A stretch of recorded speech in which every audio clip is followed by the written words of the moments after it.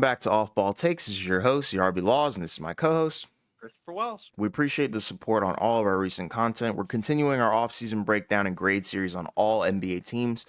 Due to timing, we may have to eventually condense the format, so let us know if you want to see two teams in one video condensed or a longer breakdown. But before we get started with our next team, please don't forget to like and subscribe, and of course, follow us on Instagram and X at the OBT Podcast for updates. So like I said, we're gonna continue this series where we break down all the NBA teams off season so far. So we are still I can't what division is this? I'm sorry, I just Still blanked the out. Southeast, or Yeah, excuse me, Southwest. My bad. Southwest, that's right. Yeah. So yeah, we're moving on to New Orleans. This is a interesting team. I think we'll both have a decent amount to say on this one. But yeah, just to give you guys a rundown. They finished with a 42-40 record, but that doesn't. I don't think that tells the story enough. They started off as they had a really hot start as one of the top seeds in the NBA at one point, fairly early on in the season, and then lo and behold, they got hit with injuries as per usual. Their top guys, they just got hurt, and it was pretty much a downward spiral from there. And then to fast forward to the postseason, they did get to the play-in, but they were bounced by OKC. So, I don't know. This team is very underwhelming at this point when they're hurt. And we kind of already know the storyline with this squad. They're going to play great. Then the injuries hit, and then they just don't really do anything. They're a young and promising team. If we look at the roster, really, starting with obviously the staple guys, Zion, obviously, great player. Just gets hurt a lot. Brandon Ingram, same thing, really. But it's like with Ingram, it's more so nagging injuries. Zion, it's like you don't know when he's coming back.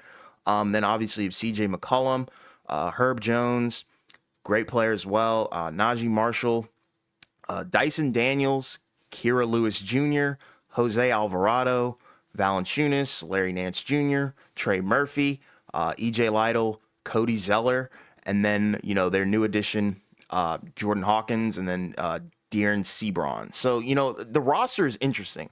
I think it has a lot of potential upside for sure. A lot of young talent as well, especially in Jordan Hawkins, Zion, Dyson Daniels. These guys are interesting. Like some of them are they have a lot of potential, but we just don't know what they can do because even guys like Dyson Daniels, I'm pretty sure he was hurt for the majority of his rookie year. So we just don't know. There's a lot of question marks with this team, but like I said, they are young. I guess the best comparison could be Memphis a few years ago, where it's we know that this team has the potential to be so good, but they just haven't taken the leap because the injuries have really been constricting them. And then kind of I guess, timeline of what they've done this offseason. I think they've had a very poor offseason, in my opinion. But dating back to April, all they did was really waive a guy and then re-sign him, and that was De'Aaron Sebron. They signed him to a two-way contract. And then coming into July, they really just signed, Jordan Hawkins, then waived Garrett Temple, and then signed Cody Zeller. So it's and re-signed Herbert Jones and EJ Lytle. But outside of that, they haven't really made any noise. There were rumors that Zion was going to get traded on draft night. We kind of bought into that, but not really, because it's Zion's their franchise player, but they do need to get a hold on what the pathway looks for him going down the line, because he simply can't stay healthy. We know he's a top 15 player when he is healthy. He brings so much to the floor. He's a generational talent, but the question is, how long is he going to be out there? Because he just doesn't play games, and that's the sad reality. So yeah, what have your thoughts been on this team? Because I think this is a team that we both believe in very heavily. We think they have what it takes to go far, but something's got to give here. Yeah, I mean, when you kind of look at it, from that perspective, the Pelicans were definitely one of those teams, like you said, where we were, pretty high on them going into the year. We thought, like you said, they would take a jump, kind of like what happened with Memphis, where, Mm-hmm. Memphis was, a team that every year would get better and better. And then, the last 2 years, they were one of the top seeds, in the Western Conference, one of the best in the NBA. But like you said, unlike Memphis, right, New Orleans has had even more bad luck in regards to their injuries, right? Because say with Memphis, like Jaws missed games, Jaren Mm-hmm. Jackson Jr.'s missed games, they've had injuries, but with the Pelicans, it's just been absolutely brutal. Like even last year for Zion, like you mentioned, when he was on the floor, I mean, he was, terrific. I mean, 26 a game, 7 rebounds, just under 5 assists. But he only played in about 29-ish games or so, right? And that was all, during the first early part of the season, like you said, when they were at the top of the Western Conference. Right. And like you said, for him, this is not really anything, new, right? I mean, like when you look at his games played, right, rookie year, 24 games out of, I think it was like maybe, what was it, like 70 or 72, because that Yes. was the COVID shortened season. Yeah. Then the following year, right, was his healthiest, 61 out of 72 games. I think he got hurt right at the end when they were trying to make like a late season playoff push. Right, and then 2 seasons ago, he missed the entire year because he had that foot injury. And then last year, right, gets off to a great start, gets hurt early, then comes back, plays through some stuff, and then gets hurt again, and then only plays 29 games. Um, and that's rough, right? Brandon Ingram, right? He was awesome, last year as well, right? During the stretch, when Zion was out and Ingram was back, right? He kind of struggled a little bit early on because he had been out for like 2 months, but he still averaged 25 a game, 6 assists, 5.5 rebounds. Um, 48 from the field, 39 from three. So they have some players on this roster. They have, CJ McCollum, right, has had stretches of, really solid play, right? Absolutely. 21 a game, 6 assists, a steal, 39 from three, but, 44 from the field, right? The play-in game wasn't great because we thought New Orleans was going to win, but I believe he had that shoulder issue because he was playing through, some injuries towards the end of the season, just to provide some context. Yes. But and that again, that just kind of adds on to the issues with this team. Like you said, when you look at the offseason, even like you said, going to the trade deadline, they didn't really do as much because they were a team that I think some of us kind of thought, may look to make a push, to do something at last year's deadline. And I believe all they really did was they sent out Devontae Graham, right, and Yes. got back Josh Richardson, and he was okay. But clearly he didn't play well enough where they were like, "Oh, we'd love to have you back." Right. No difference makers. Yeah, they let him walk. And like you said, this offseason, right, didn't really add anybody through free agency. Um, I guess they had a couple of guys leave, right? Jackson Hayes, who they drafted, is gone, right? Billy Hernan Gomez is gone. He went to Spain, right? Yeah. Hayes obviously went to the Lakers. And then, so they brought in Cody Zeller, who was a backup for Miami. He was okay, right? But not a guy you want to play a ton. Um, but that means more minutes like for Larry Nance. Valanciunas will still play. Hmm. To see long term if he's the guy there. But when he plays, he's a pretty effective player. So their Sure. big rotation, I think, is a little bit more sorted out. You don't have Hmm. as many guys that you have to play, but um, you know, and then obviously you love their wings, right? Ingram, Murphy. Daniels is sort of like a guard wing hybrid. Herb Jones, right? Also defensively. Um, but like when we look at the strengths, like you still have some good creation, right, at different positions, right? Because you have McCollum, as your creator at guard, right? Ingram as your wing, and then Will Zion as your big. And then you still have a lot of other wings, so you have flexibility there. Um, Last year they were a average 3-point shooting team. They were 15th in 3-point shooting. Hmm.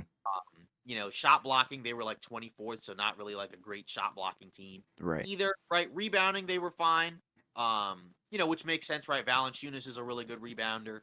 Because he alone can gobble up, double digit rebounds pretty much every night. Um, and you have other guys that can, grab a decent amount of rebounds at different positions. Absolutely. But the 3-point shooting, I guess, doesn't I don't really feel like it's gonna get much better. Probably Um, not. They didn't add anybody. yeah, they didn't add anybody. It's just you're looking for internal improvement, right? Herb Jones, right? He had a down year from three last year, right? He Hmm. shot 33.5%, on only 2.5 a game, but still, right? Murphy was good from three, right? But because Jones is also a starter, right, and he's your defensive guy, you'd like him to be a little bit better. Absolutely. Because especially because Zion's not going to take a lot of threes. Ingram can make a high percentage of threes, but he doesn't take a lot of threes either. Yeah, he Right? only takes like around three, right? Yeah, exactly. Three and Right. a half, right? So most of his shots are like, mid range or, around the rim. He's not a high volume 3-point shooter, right? McCollum takes a lot, as does Murphy. So they have Yes. some, but they need a little bit more. Um, and then obviously, the durability of the stars, right? To me, that's an issue, obviously, because, again, they've not played very many games together since they've, been in New Orleans, right? Sure. Both guys have kind of taken turns missing time, and again, especially Zion, because he's already had an entire missed season. under his belt, and the other, three of his other healthy seasons or healthy-ish seasons, right? He only played like 20 something games, Right. so that's not really good enough. Um, when you're looking at that, so that's kind of what I'm looking at there. So you're looking at internal improvement from the young guys because it is a young team. But I think that they still need some type of trade. I think to probably like you know, kind of get some pieces that make a little bit more sense. Sure. Just to consolidate a little bit, because again, I do like a number of the guys on the roster. But then you could also factor in, right, when they were healthy, they were towards the top of the Western Conference. So you could also just kind of factor in, okay, well, what if they just have a year where they're finally healthy, right? Couldn't they be, a really scary team by then? And I think they could be, but even Absolutely. when they were the number one seed, I don't know if I would have felt like, are they really going to come out of the Western Conference? Just because I need to see them, in a playoff environment first before, I can kind of like gauge what they're going to do, right? Because they were in the playoffs 2 seasons ago without Zion when they played Phoenix. And they took him 6 games, right? I know Booker was hurt for a couple of those. But again, that was without Zion. And, again, that was just a weird stretch with the Booker thing. So, now if they're healthy, right? They're gonna be, I think, a good team. Sure. Probably not a great team. I just feel like again, like the additions that they made in the offseason, I just would like to see, a little bit more because I think a couple of the guys on the roster, I think, were solid players, like for what the team was for the last couple of seasons. But a couple of those spots, I think you might want to look, for upgrades, right? Because I mean, you have a lot of guards, and a couple of those guys, I just don't think will probably play a whole lot, right? Like you have McCollum, you have Alvarado. I think he's probably eclipsed Kyra Lewis as the backup guard Sure. just because, what he brings defensively, while still being, okay as an offensive player. Hmm. Right. Hawkins is a rookie. He was a lottery pick, so he'll get some opportunities. But obviously for now, Jones is the starter, which He makes sense because of his size, his he length, and his defense. he does Um, help them with the shooting though. That is something that they did address in the right. draft. I thought they Yeah, did fairly well in the draft. yeah, Dyson Daniels, right? My guess is he'll get more minutes because now he's going into his second year. He looked pretty solid when we saw him in the summer league. Hmm.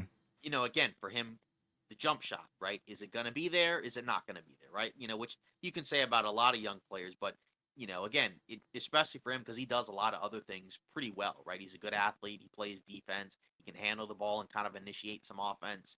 Kind of like a secondary, ball handler sort of.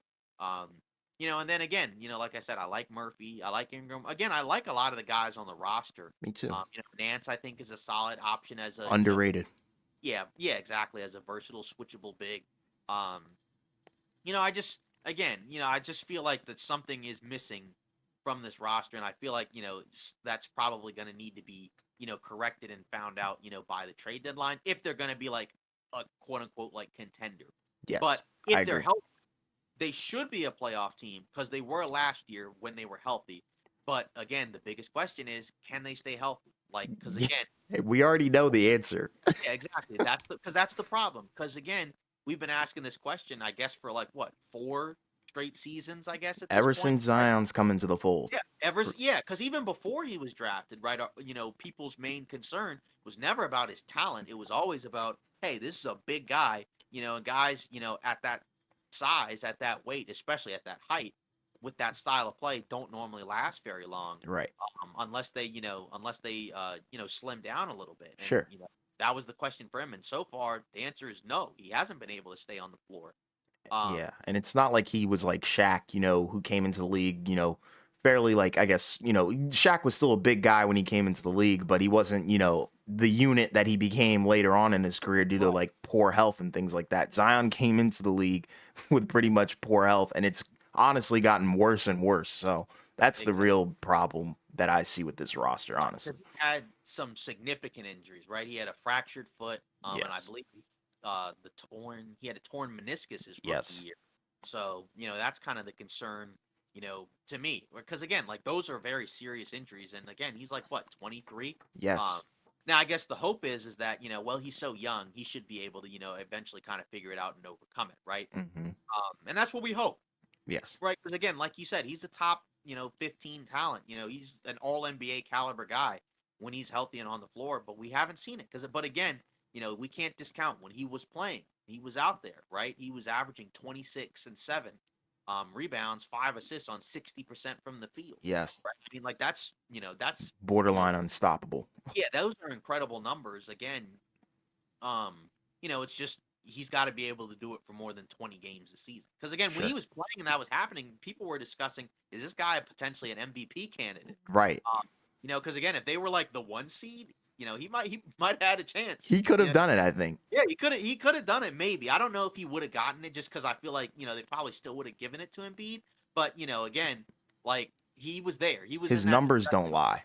Yeah, his numbers were good enough, and the impact was there because they were a 1 seed at that point. Even if Right. they weren't, like if they had dropped to 2 or 3, he'd still be incredibly impressed. So we know what he can do when he's healthy. Um, I would like him to, again, also improve on the defensive end, and that's kind of one thing, like about the duo that I don't like as much is I don't really feel like Ingram nor Zion are like really like good defenders. I know Ingram No. as defensively. Um, but he's still not somebody like that you ideally like want on somebody like to get a stop late in games. Sure. Not that your best player always has to be like that, but it's just like I feel like you'd rather have somebody else guarding somebody than Ingram, right? Or Zion, and I just feel like that's kind of difficult when like both of your forwards are not like good defenders When because Zion, forwards are such great 'cause- yeah, scorers around the league. yeah, because like Ingram, I think he's like probably average or like maybe slightly below average, but like Zion is a poor defender, right? Right. So that's kind of his, other than like his outside shooting, which again he hasn't really needed to have, I guess. His defense is the other issue, right? That's not really that good, in my opinion. And I don't personally like that. And then when you combine that like with McCollum, right, who's also not like a great defender either, that's kind of something where I'm like, like the ceiling of that team, I think is kind of difficult. And it's like Just because, if yeah, you just look at because. their blocks, like, there's not really anybody on this team that averages like, pretty much a solid block per game. So Yeah, it's like they don't exactly. really have a great interior defender either. I mean, like on the perimeter, it's there, but in Yes. my opinion, I think steals are kind of like a weird stat where it's like, Right. Yeah. I don't really completely give that 100% to the defender No. all the time because there's a lot Yeah. of errors that do happen. And that. But Yeah. blocks, I Because don't know, it's rough. right. Because like defensive rating is like when we're talking about individual defensive ratings, that's kind of another sometimes misleading stat. Because like Absolutely. sometimes like if you have one guy who's like a poor defender, but he's out there with like a really good defensive lineup, well, that can kind of mask his defensive issues. Sure. Or he could just be out there like, and like maybe the other team just starts missing shots for whatever reason. Exactly. Or they could be a really good defender. It's not a consistent stat, which is why you don't want to always use the individual ratings because again, some of that stuff there's a lot of variance there. Yeah. And But again, like I mentioned, they were 24th in the league in blocks.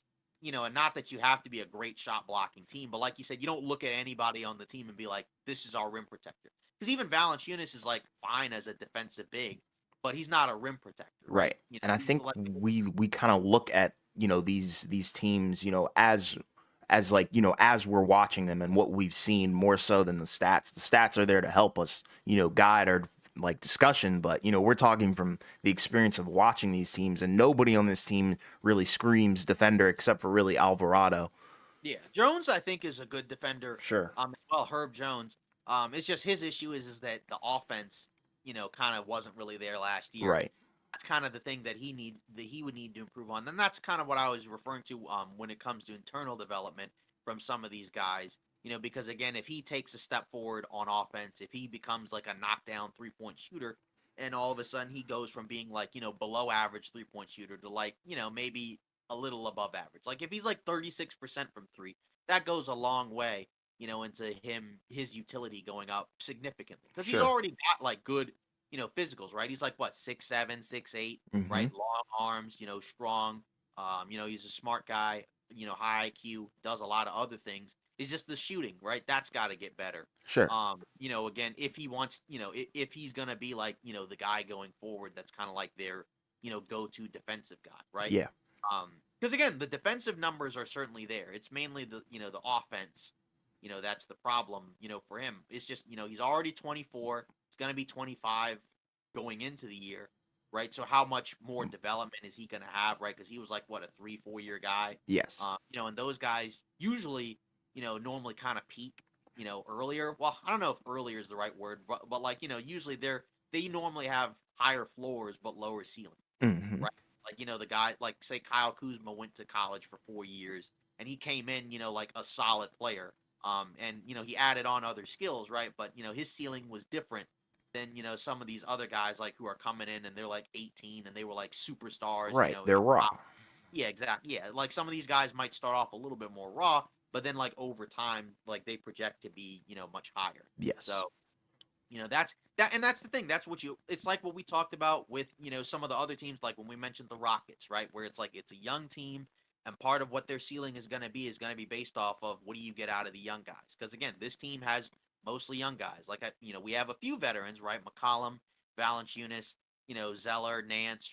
I guess Ingram's been in here for a while, but he's still a young player. I consider Um, him young. yeah, but then like yeah, exactly. Your core, your two main guys are both young guys that aren't in their primes yet, right? They're both young guys. So, that's kind of the hope. But I think, if they're healthy, there's reason I think to believe that they should have a better record this year Yeah. because the thing for them is like, um initially, right, Ingram went out before Zion had the long stretch. So they were still kind of able to hold on because that's when like they peaked. Because he was winning games left and right because of how he was playing individually. Zion, then he got hurt, and then Yep. once they were both out, then they just were It losing games collapsed. left and right. I think they lost like 10 in a row or something like that at one It was point. bad. Yeah, so they went from like, one of the top seeds all the way to like play in, and then, they were kind of hovering around that. We were kind of waiting for Zion to come back. He didn't.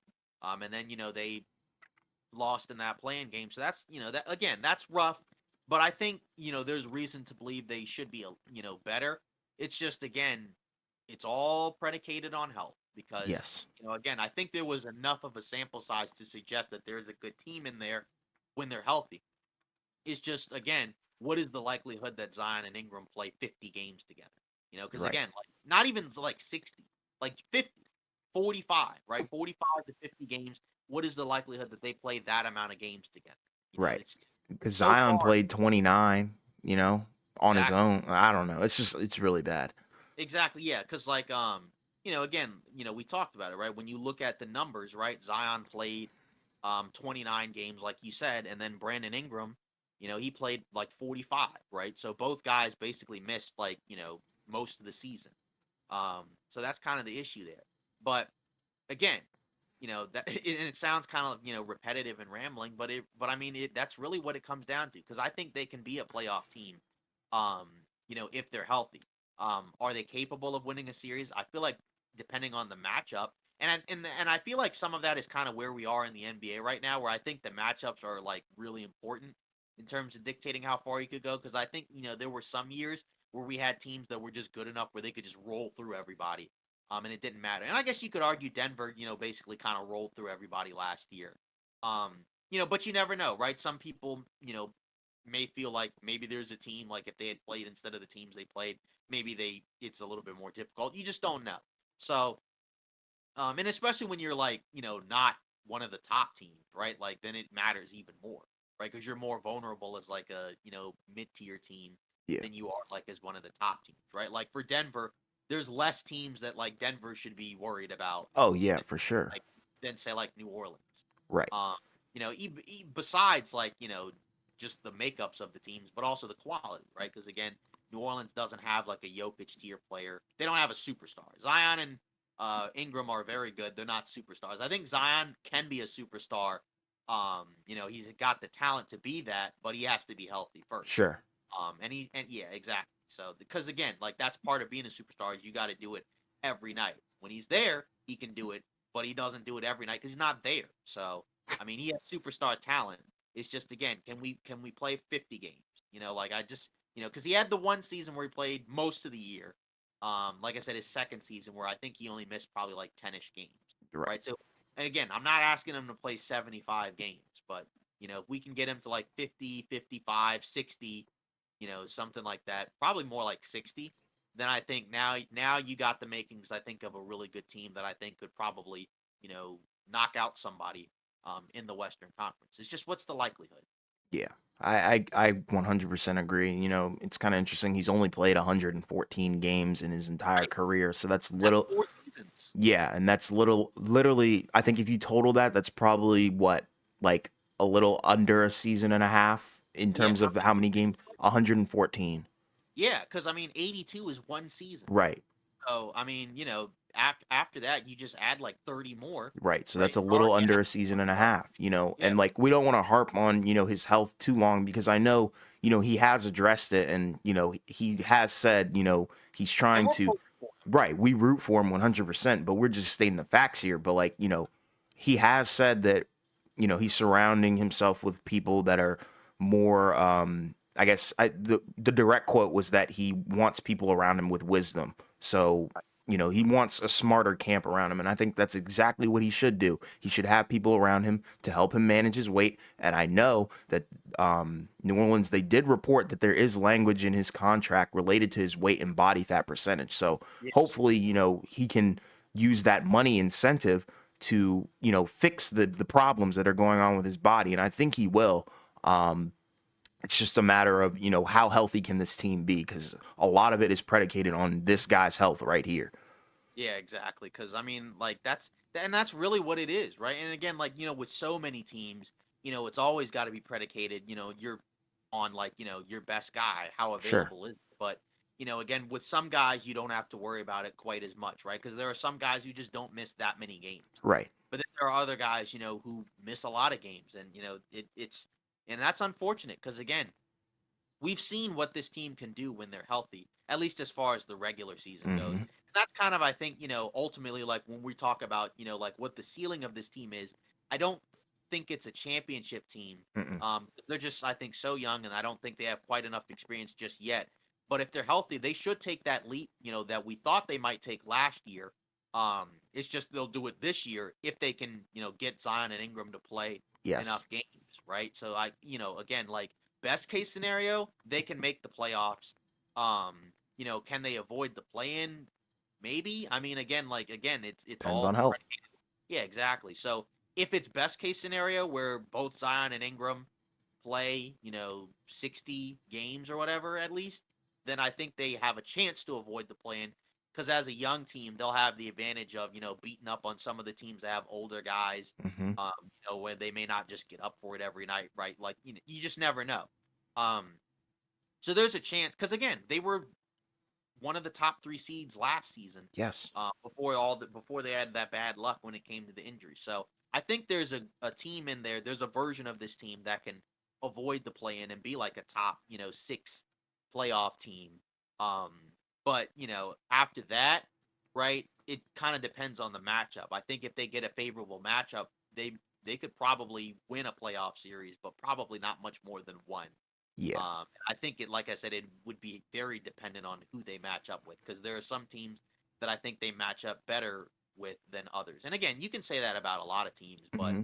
and they're not in the tier where it's like I expect them to be in the conference finals or something if they're healthy, Sure. right? Like the other teams that we've mentioned the other teams, right? We've basically been through all those teams.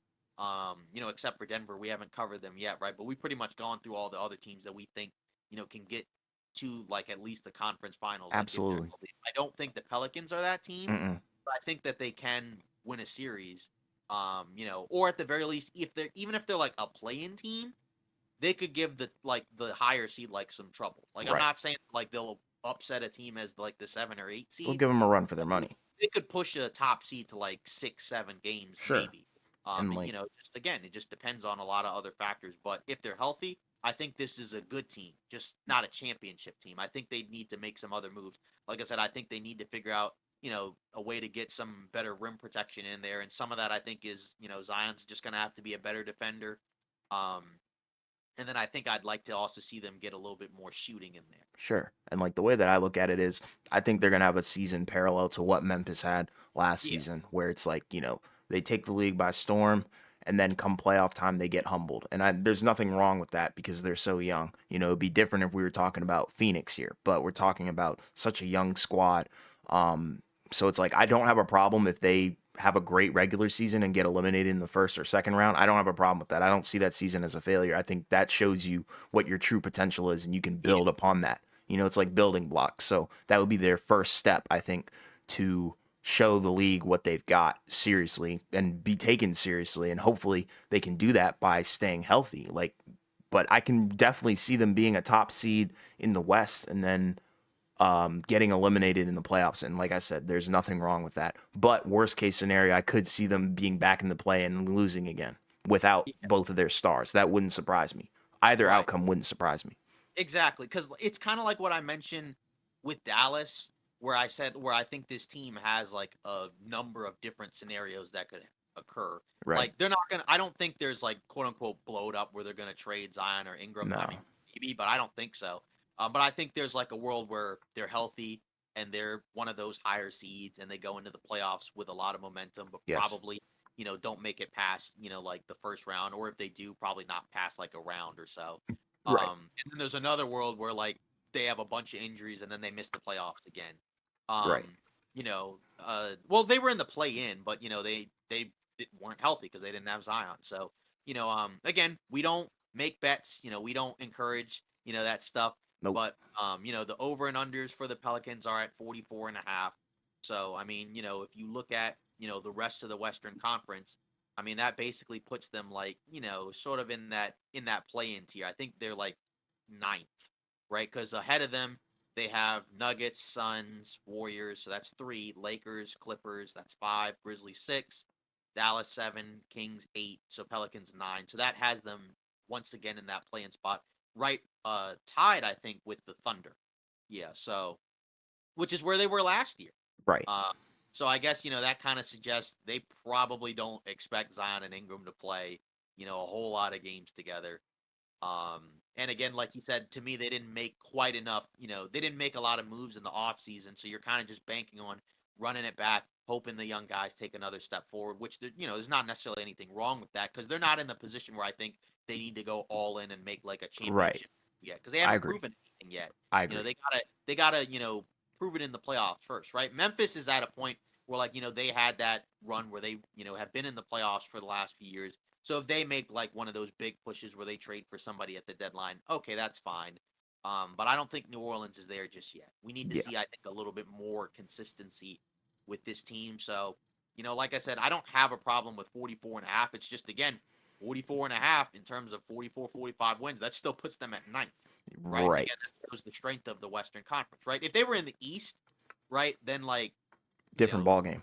yeah, it's a different ball game. But in the Western Conference, I mean, that's rough because they'll be right there with a lot of these other teams. So I mean, because again, they're going to have to be better, than a decent amount of teams if they're going to avoid the play-in. But like I Right. said, I think that's best case scenario. I think play-in Sure. is probably more likely because, like I said, I don't expect Zion and Ingram to play. A ton of games together. And I just think that there's some other teams that I think you could probably bank on being a little bit better than them. I And again, agree 100%. yeah, because again, they could still have a good record, like 45 wins, and still be like 8 or 9, because everybody could have like 50, to 45 wins or something like that, from like 1 to 10 or something like that. Exactly. It just, again, it's all dependent on that.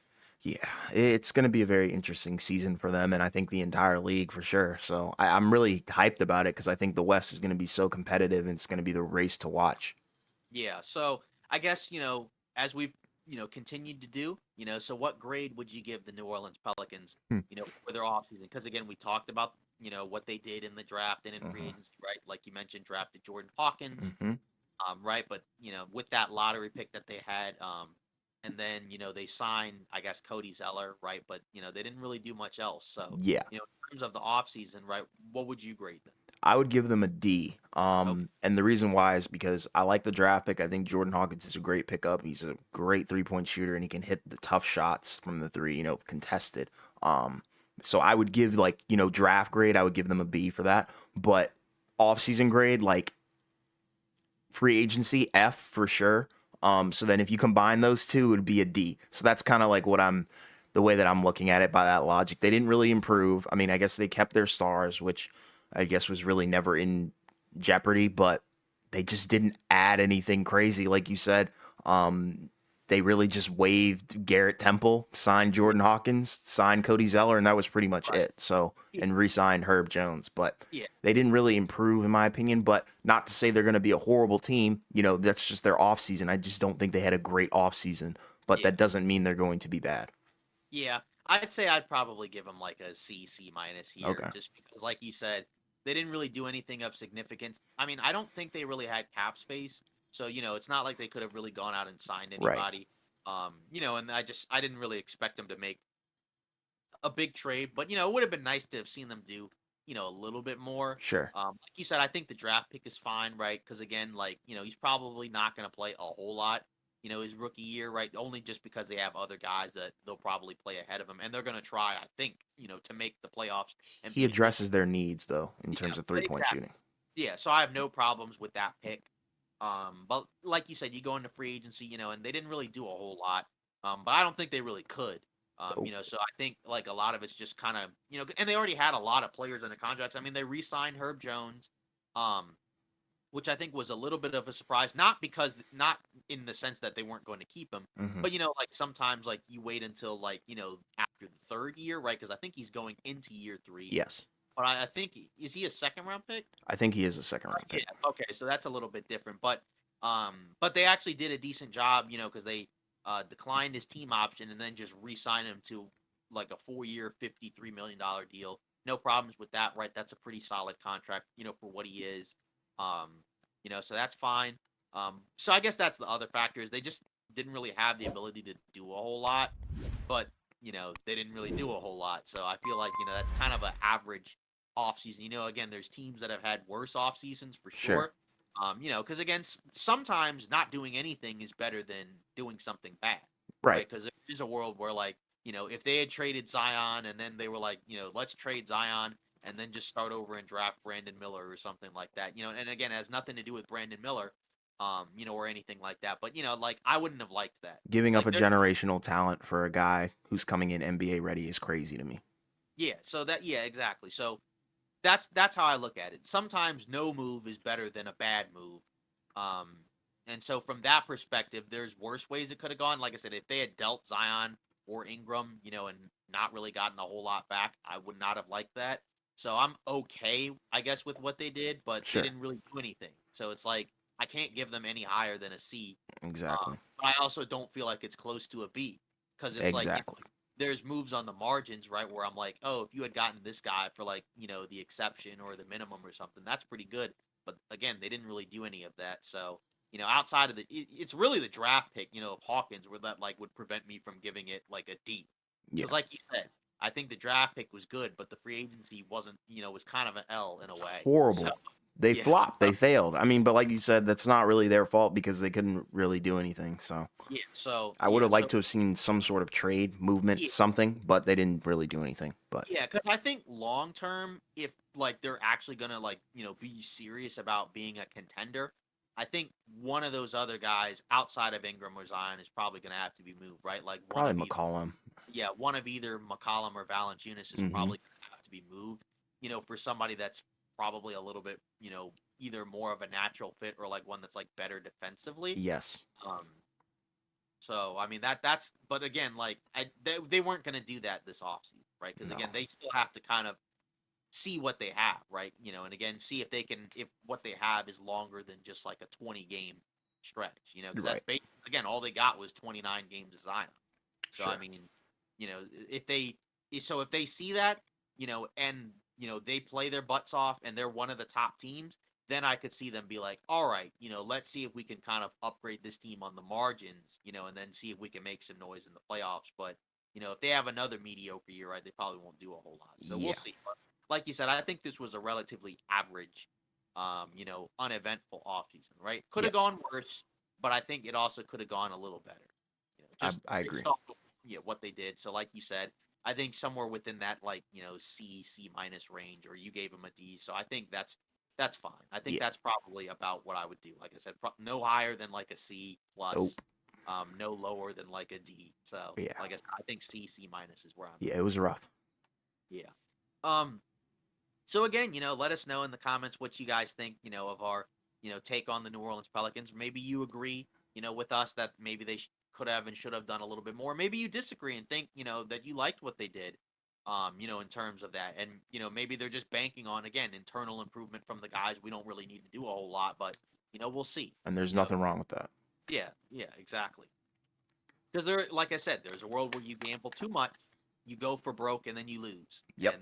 And when you lose, sometimes you can fall completely flat on your face. But they didn't do that. So moving on, into the news rumors, we actually got a relatively significant one, right? So I mean, we didn't have multiple stories, like in term because like last time we had a lot of things to talk about, but this one is more so one specific thing.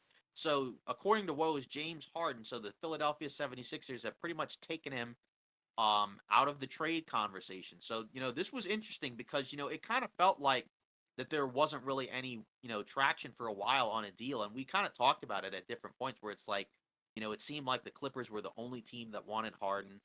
Um, but then when you look at it from that perspective, right, Philly, why would Philly give up, Harden for junk? No, Right. not maybe that's not, the best word to use, but like, why would they give up Harden for like a low return? Right. You know, and then, if you're the Clippers, well, we're the only team that wants him, so why would we give up a lot to get him? And so it seemed like it would kind of be like sort of a cat and mouse game of, who breaks first. Stuck in a Um, quagmire. yeah, exactly. But it seems like Philadelphia is like, we're done with this. And we talked about this where there was a world where like maybe they end up, either not doing it or just maybe pushing it further back because it doesn't automatically mean that it's not going to happen at any Sure. point. It just means for now, right? They're shutting down the trade talks, and we know like Daryl Morey, based off of his history as a GM, he's liked, the idea of moving guys for stars. He doesn't really like, just like trading guys for like a bunch of like, nothings, right? I mean, Right. he's made a career of different points in turning guys into assets that you wouldn't have expected. Because Harden in Oklahoma City was a different player than what he ended up being in Houston. He was drafted, I think, third overall, right? But what we saw in Houston, I think, was even better than what most people would have expected, out of him, right? And then, not long after Harden was there, right? Eventually, he signed Dwight Howard as the GM, right? And then after he also signed Jeremy Lin, right? He brought in Chandler Parsons, and then Mm-hmm. eventually, right, he brought in Chris Paul, right? He swapped Chris Paul for Westbrook, and I think the Westbrook one was like his last like major deal, right? Yes. Because after they lost that season to LA, right? I think he was let go. Mm-hmm. Um, and then obviously in Philly, right, he turned Ben Simmons right into James Harden, right? And it was a Ben Simmons who wasn't playing at all. And so far, unfortunately, it's not the same player. Sure. So, you know, it is kind of intriguing, right? Because there's also, been some discussion from like, Shams that, suggest that part of the issue for Harden in terms of he still wants out. So like Philly wants Harden, to come into training camp because they think, hey, we have a chance to win. I have my doubts about that, Me but too. regardless, Philly can say that. But Shams has kind of thrown out a suggestion. The idea is that Harden right now is frustrated at the fact that Philly didn't offer him like a big max deal long term like he was looking for. Because I think part of the reasoning is that last offseason he took a pay cut in order for Philly to sign, multiple guys, Yes. like Daniel House, PJ Tucker, amongst others. So I think he did that kind of under the, kind of under the premise that like, hey, once it's next offseason, you'll take care of me. Right. Um, and I guess Philly decided not to do that. Some have suggested that like Morey, assuming he's still going to be around long term, right, is kind of banking on, hey, there's a chance where we can have cap space. But like I don't think anybody's just gonna, sign with Philly. And like part of it is I think Harden would have to probably not come back, Yes. maybe. And I think Tobias Harris also contract wise would probably not have to come back because those guys are on big deals. Yes. And I'm just like, I don't see who they could get, that would want to come there more importantly. Because that's the thing, Philly historically just hasn't been able to get free agents, right? They've usually either had to draft or they've had to trade for guys. Trade. Yeah. Drafted Allen Iverson, they drafted Joel Embiid. They drafted, I guess Ben Simmons in a way when he was still really good, right? Yes. They traded for Jimmy Butler. They traded, for Tobias Harris. They traded for James Harden. But, what was the last guy that like, signed with Philadelphia, and just went there on his own, right? Like that hasn't happened, like Right. in recent memory that I can think of. I Um, think you're absolutely correct. yeah, so that's the issue there. So like I just don't expect that to work. Now Sam Amick is saying that like for Harden, he's not coming to. He believes that he's not coming to training Right. camp. That he's probably just going to sit out because he doesn't want to be in Philly. He's So unhappy. yeah, so it's another scenario where it's going to be interesting, right? Because it's another unhappy star that wants out. But unlike the last couple of ones, like say Durant, we knew he wanted out, but he came to training camp. Um, and I guess they think they believe that Lillard, if he's not moved by training camp, he'll be there. We'll see. But for Harden, apparently he's not going to come to training camp, and we have like a history of what it's like, when he's unhappy and he doesn't want to be on a team. So I guess kind of the question is this gonna go over well? Right. So like do we expect like I guess my question is, do you think that this completely ends the Harden trade talks and he's gonna be there through the end of the season?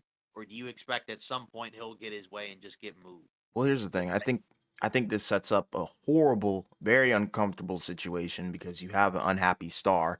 Um, and now he's like, okay, my trust in you has kind of faltered. You didn't take care of me. He's unhappy with the president, obviously. He didn't get a maximum, long-term contract offer or anything like that. And now it's like Philly's really gambling with what they have, and I don't like that because they're risking Harden's arrival at training camp, you know, and it's like it's weird. It's weird. Like I don't know. It's just I don't think it's a smart move. I think they should have paid him, or at least thrown an offer towards him that looked really good. But it's like it seems like they're really like banking on the fact that Harden has good relationships with teammates and like the he's gonna showcase himself for like free agency and stuff. But I don't know. I just don't think that's the right play here, especially when you have Joel Embiid. I think Joel Embiid is on the same level as Doncic, where we have to talk about it like as long as he's on the roster, they should be in a contending spot, and we can't see them continuously flame out in the playoffs every year. So I think they need to do something about this situation, and I think this is a recipe for disaster. And but quite frankly, I think he'll probably be there until the trade deadline. I think Okay. something will come up during the trade deadline, just kind of similar to what happened in Brooklyn, where Harden left there as well to join Philly. So it wouldn't surprise me if Harden goes somewhere else during the Okay. deadline. Do you think he's gonna sit out games? I think he's gonna play bad soldier, where he's probably Okay. gonna be dramatic. He'll probably miss games. Like you said, the report is he's not gonna show up to training camp, so that's already a bad sign. And I think Harden's personality, he has the leeway to do that. He's not gonna catch as much flack as somebody like Lillard or Durant because that's not in their character. We already know what Harden is, so I think that's what's going to happen. I think it's very possible that he's going to miss games, um sit out, but then when he plays it's probably going to be at a very high level to the point where teams are probably going to be calling for him and then he's going to force his way out just like he did in Brooklyn. Yeah, because that's kind of the interesting thing in all this is that, you know, we know that with Philly, remember they got their picks, taken away because of the tampering thing, right? So we Yes. know that Harden signed that deal, right, under the promise of you sign this deal now, we'll get guys to make this team better, and we'll take care of you, later, Yeah. at the end of this deal, right? And so if He they got didn't swindled. do, yeah, so if that's the case, right, and that's what happened, and now they went back on their word and they're not going to give him a long-term deal, right? Then yeah, then I can actually see, right, in this sense, right, where I can understand Harden's problem, because again he took less money with the expectation that he'd get more on the back end, and be rewarded, Right. right? But if that's not what's going to happen, then yeah, that is an issue.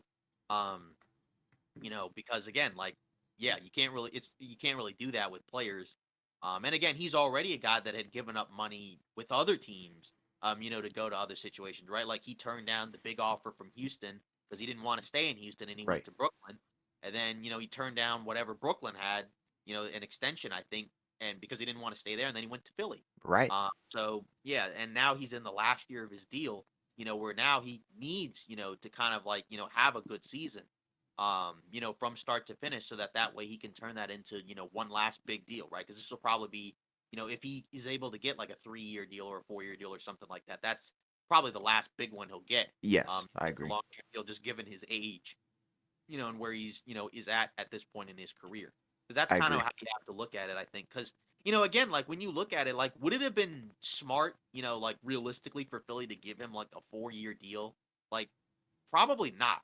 But at the same time, like if that's what they promised, I don't know if it was like if that was the amount of years, but if they promised to do it, Well, then, that kind of makes him look bad. But at the same time, like again, like I personally would not give him a 4-year deal just because of I don't expect him at the end of that deal to be great. But at the same time, like I said, if that's what was promised, then like yeah, now you don't look good, and now well, you got an unhappy player.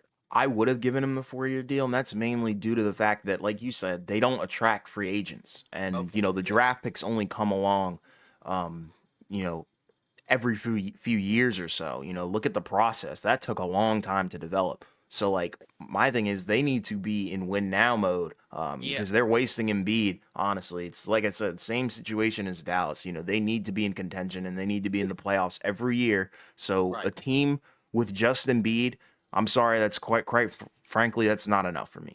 We've So already seen it, so exactly, yeah. Yeah, because again, like a 2-year or a 3-year deal, no problems with that. But I could kind of understand them kind of like being a little bit nervous about a 4-year deal. But again, like you said, you're also kind of in a spot where it's like, well, while you still have Embiid, you can't really, just have another guy, come in and then just leave. Because again, you can't replace him nope, if he walks with anybody of like similar value. Um, but at the same time, like, I don't really like the Clipper deal if I'm the Sixers, in I terms of what agree. I'm getting back, because I don't feel like that really makes you, like better, than what they were, right? Like, let's say if they had done the deal where what was it? It was like Norman Powell, like what was it? Like Marcus Morris and like Yeah, some other that's thing, right? nasty. But yeah, like yeah, not even Terrence Mann, right? Like if that's the case, right? Like is Norman Powell and Marcus Morris, would that have allowed Philly to beat Boston, No, more so than they had last year? Like I'd say probably not. no, So maybe it might make them quote unquote more well rounded, but like I don't feel like they'd be better. I agree. Just because again, like, Harden had some horrible games, but he also did have a couple of those games where he was basically like their best player. It's just you also have to factor in he had some putrid games, as well. And so that's kind of the issue is that Bad like, coaching too. yeah, and so I can understand Philly thinking like, well, we got a new coach, right? And I think most people feel like Nurse is an upgrade over Doc Rivers. Nick Nurse At is this an point, upgrade over yes. Doc Rivers. At this point, yeah. But at the same time, and again, obviously we'll have more of a discussion for Philly's offseason because they didn't really add anybody. Again, like they're kind of in a similar spot. So it's just like, I don't know. I'm curious to see how long this goes because I feel like at a certain point, like somebody's gonna, relent and give in because it's Somebody's just gonna fold. yeah, 'cause it's just again like I don't know who it's gonna be, right? Like historically, right? These guys have been able to be traded where they want to go, but like at the same time, it seems like the Clippers are the only team that wanted him, but clearly they didn't want to give up anything of value, right? Like, because That's why I again, we think were more interest will come along closer to the deadline, as yeah, than the so more Harden plays. yeah, because I feel like Philly is kind of also probably hoping that okay, if Harden shows up and he plays well, we'll be good, and maybe right, even if we're good, there may be somebody at the deadline, like you said, who's kind of willing to, what, we'll, bring in Harden for like half a season. We need an upgrade. Maybe it's the Clippers, maybe it's somebody else. Hmm. They'll do that, and maybe they'll swap somebody. Like I said, I just don't know who that would be if it wasn't the Clippers, right? Because Sure. at the time when it was first reported that he wanted out, it would mention like the Clippers and I think the Knicks. But like he doesn't make any sense to me with the Knicks because No, you already have Brunson. Um, and I just I don't think that fit really makes a whole lot of sense. none. Um, again, you didn't get Donovan Mitchell, but you got James Harden. Like I don't feel like that's Doesn't equate.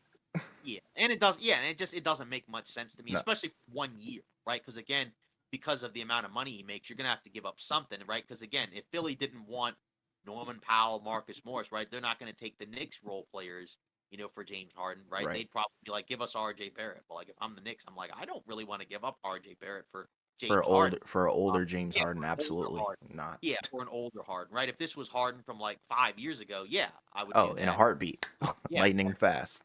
yeah, exactly, but not right now. So No, that's kind of, the issue that, Philly's in. And again, we've talked about it before where like, if you're Philly and you mess this up, right, then you have an issue with Embiid where like now you have to try to convince him like, I know we don't have a good roster, but if you hold on, like we're gonna get somebody for you, right? And then it probably isn't gonna happen, and then Yep. eventually he'll be unhappy as well.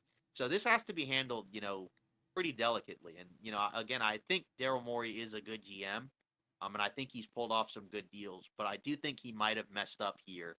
And now he's in a tough spot because again, like, I still don't, like I said, I don't think Philly did enough to be in a position to where they're gonna be much better than last year. Maybe they'll have a little bit more luck, in terms of a matchup or something. But even then, like they had, the ability to eliminate Boston in the playoffs last year because they were up 3-2 and then they blew it. Um, and again, like I said, they didn't really add anybody of real significance. And we'll talk about it, but that's kind of the issue that Philly's in right now. So there may be a conclusion to this, but I don't know. At this point, I feel like there's probably still more traction on the Miami deal, like with Lillard, than there would be on the Philly deal. But we still haven't heard anything about either one. Well, now we know with the Philly one that at least for now, the Harden trade talks are coming into an end. So I guess we won't have to talk about that anymore, Right. at least for a little bit. Um, but we'll see. Yeah. It's been a roller coaster. Yeah. And then for this last little blip one, right? I know that one took like, a long time to talk about, but it needed to be discussed, It especially needed because to. that's, It holds a lot of weight on the league. exactly right. So the next one, according to Jovan Buha, he mentioned that Christian Wood actually is kind of mainly interested playing for Miami, but mainly under specific circumstances. So he basically kind of angled for. So let's say the Lillard trade happens, with Miami, right? So let's say there's a couple of scenarios, right? So there's a scenario where if Miami gets back Lillard, but also takes back like Yusuf Nurkic's contract, then they have their center depth, right? With Bam, with Nurkic, Thomas Bryant, whatever. Mhm. So they wouldn't really need Christian Wood. But like if it was just Lillard, right, then that's probably where some minutes would be available for Wood. So I get that. And again, to me, it always kind of felt like, Lakers I could see, Miami I could see, Chicago I know because I think they can kind of in a way give him the most money. Um, but I don't really have an issue with the Miami fit. It's Me it's neither. just again, it feels like with that one, it's a little bit more predicated on if Miami can get the Lillard deal done. And we still don't know right now because again, there hasn't really been anything about the Lillard deal in a while, right? Yeah. Like there's kind of been discussions about like hey Miami, Portland might do it if Miami can do this, right? But so far Miami hasn't done this, so it's like Yeah. we've kind of just gone back and forth with that. But if he were to go to Miami, I think that one in a way makes sense because he brings something to the table in terms of perimeter scoring. Gives you a little bit more length out there, even though he's not the greatest defender. Um, so I think he can help out Miami. They already have some other bigs, with Bam, with Thomas Bryant. I feel like he would probably get more minutes than Thomas Bryant because I feel like he's a little better. Yeah. I agree. Yeah, yeah, I think he's a better player than Thomas Bryant. It may, on both ends of the floor. Um, so I think if he were to get minutes there, I think it makes sense. And then you have Bam, right? You have Bam, you have Jimmy. So he can kind of I don't want to say hide defensively, right? But like you have other guys defensively that can kind of, make up for his Yes. deficiencies and, in a way that can maybe help him play to his strengths defensively. So I don't really have a problem with that fit. It feels like that one is predicated on what happens with the Lillard deal, right? Because it sounded like he was saying if they got back Nurkic, Miami, then they wouldn't need Wood, and then he'd be more likely to go elsewhere. Sure. Um, the I think Nurkic that's thing, smart. like I said, yeah, I've heard people mention the Nurkic thing. It's just kind of interesting, because his contract, it's not a ton of money. It just means Miami would have to take back more salary. So then that would mean they'd have to give up something else in addition to whatever they would already be giving up, to get Lillard. But I guess the idea, I guess, for Miami is like, well, if we're going to take back this bad contract, Right. then maybe we don't have to give back as many picks, or something Which like that. makes sense. I think that makes Makes sense. sense. That's good deal making. I think they're just trying to iron out these details. I really want this trade to just go down. So honestly, we can just stop speculating. Yeah. But I So we do get like the Christian Wood fit. I really right. do. He would bring a lot of offense to them, and I think sometimes we can see that Miami's offense does stagnate at times. Yeah. So Yeah. I think it would be nice to have another option where it's like, okay, we know this guy's going to give us guaranteed buckets. It's just defensively we got to mask him. So I Yeah. don't really have a big problem with that, and I think a lot of teams can really buy in on Wood. It's just like who's going to really bite. Yeah, because yeah, and again, and then the thing is that I think he's also hoping that he may not have to take like the absolute veterans minimum. I think he probably, because again, he's at a point in his career where it's like it'd be nice if I didn't have to, make the least amount of money I can make. Right. It's just there's not that many options right now, so he kind of has to just hold on and see like what happens, right? Because again, we've talked about it. Like some of these other moves are a little bit held up by the some of these potential trades, right? Because that impacts what some of these teams might do, right? Because if the Clippers, obviously, we don't have to talk about that, too much anymore for now. But, like if they were to get Harden, right, that would probably open up some spots to go to the Clippers, or for Miami, if they were to get Lillard, right, that would open up some spots to go to Miami, Yes. right? And that impacts other teams as well because we've talked about it with Christian Wood with the Lakers, right? Like if if the Heat were to get Yusuf Nurkic right back from that Lillard trade, right, then it would probably be more likely that would be okay with going to LA because then like there wouldn't be as many minutes opportunities with Nurkic in Miami. Yeah. But and then like, but then there's another scenario, right, where like, okay, they don't get back Nurkic, and then maybe Wood does go to Miami, and then that means, all right, if we're LA, we have to pivot to somebody else, right? So that means bring in like I don't know, Bismack Biyombo, like we've mentioned before, or some other big man or something like that, or and say for the Clippers, right? Well, we didn't get Harden, so now we kind of have to work with the team that we have right now. Or maybe we might have to look for somebody else, to trade for, right? Because we've talked about it. I don't think the Clippers have to get James Harden in order to be better. Um, but I do think they probably will have to do something, to be better because I don't think as currently constructed they're good enough. But still, regardless, like that's kind of the thing with these trades, right? Because they're kind of holding up other stuff. So hopefully, like you said, one of these happens at some point so we can actually discuss it as opposed to like just speaking in hypotheticals because it's Yes. like like that can be fun, but then after a while, it's like you want to see it happen. Exactly. I think, it just needs to happen. Simple as that, because then everybody can stop talking about it and Miami can really make a splash this season. Another Yeah, one. right. Yeah, and then I guess also, to kind of cap this off now, so obviously the Hall of Fame, ceremony was or yeah, exactly. The Naismith Basketball Hall of Fame ceremony, right? That was the other day, right? Obviously you're watching this on Monday, right? That happened on Saturday. And we had, some pretty big names, that were obviously, entered into the Hall of Fame, right? Obviously Dwayne Wade, Dirk Nowitzki, Tony Parker, Greg Popovich, right? Becky Hammond, and others as well, right?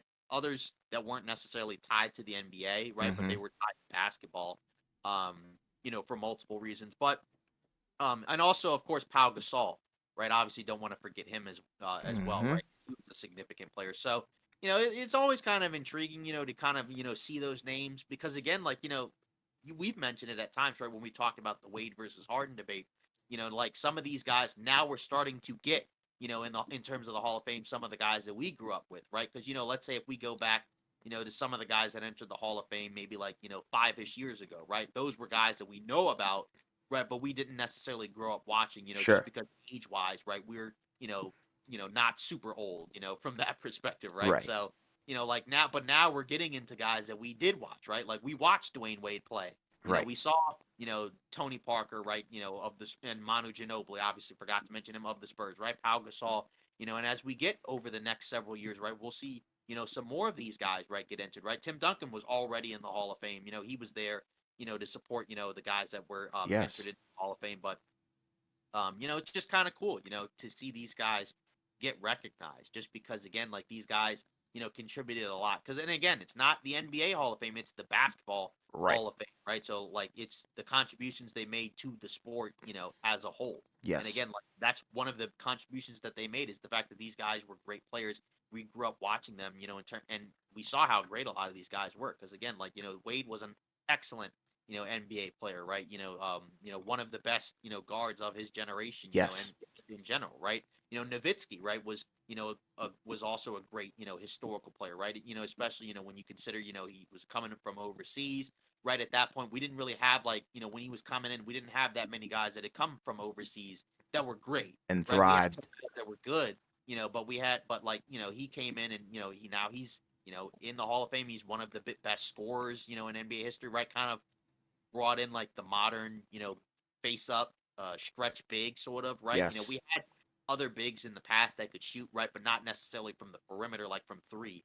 Um, And he you know, had that saw. rough gauntlet that he had to go through to win that Yeah, championship. right, exactly, and everybody talks about, the championship he won in 2011, right, which kinda cemented his legacy, right, Yes. considered, a very tough, road to the finals, right, I believe he went through, the Blazers, right, that had, like, Brandon Roy, LaMarcus Aldridge, Yes. a bunch of guys, right, and then they beat the Lakers, right, that had Hmm. gone back to back, right, Kobe, Gasol, then they also beat the Oklahoma City Thunder, right, when they Yes. were kind of coming into their own with Durant, Westbrook, and Harden, and then they beat the Miami Heat, right, the first year they were together, right, with LeBron, Bosh and Dwayne Wade. So, Yes. again, and then, we forgot to mention with Wade, right? He won his championship against Dallas in '06, right? And that was a team when we talked about, Wade versus Harden, right? The team he was on wasn't really like a super talented all-time great team, right? Sure. You had Shaq, but it was an older Shaq at that point, so he wasn't the same. And then it was a bunch of other, veteran guys, right? Like an older Jason Williams, older Gary Payton, older Antoine Walker, right? Older Alonzo Mourning. Because they actually had, the game 6 of that finals game, because I saw a little bit of it. They had the finals 2006 finals game 6 on like, a few hours before, the ceremony. So that was kind of interesting to see, just to kind of go back and look at it, and Yes. then Gasol, he was a part of two, back-to-back Lakers titles, as we kind of mentioned with Kobe, right? He was very close with Kobe. Their relationship began before they even played because I think they were working out at a hotel gym. If I'm not mistaken, that's what Hmm. they said, right? Tony Parker, Manu Ginobili, they were a part of that Spurs run. I think they were there for 4 of those 5 titles, right? The Yes. first one was Duncan and David Robinson. Um, and then obviously Pop was the coach, right? So, a lot of big names in there. Becky Hammond also in this, was also, was in there, I believe, as a player. She played for the WNBA. She's also been an assistant, head coach. And then now she's a head coach, I believe, for the Aces. So, just won the WNBA title, I believe, last season. So, Hmm. a lot of big names in here. Yeah. Everyone that you listed and talked about is definitely an icon in their own way. So shout out to those guys and gal for getting in there, man. It's really phenomenal to see. And like you said, it's the turn of the generation now that we're seeing, our childhood heroes go into the basketball Hall of Fame. It's really phenomenal to see. Yeah, exactly. Yeah, that's what I would say. And again, there were others that were mentioned as well. But I unfortunately I don't know as much about some of Sure. the others that were mentioned. I believe also it was the '76 women's Olympic basketball team as Okay. well. The Shout out other to those names, gals then too. yeah, but the other names I'm not quite as familiar with. Okay. Yeah. So, all right, this wraps up today's episode of Off Ball Takes. Again, let us know what you thought about, our take on the Pelicans in the comments. Whether or not you agreed or disagreed. And also, if you want, let us know your thoughts on the Harden thing. What your take on that situation is. Right? Whose side are you kind of more so on? Are you more on Harden's side, or are you more on kind of Philly's side?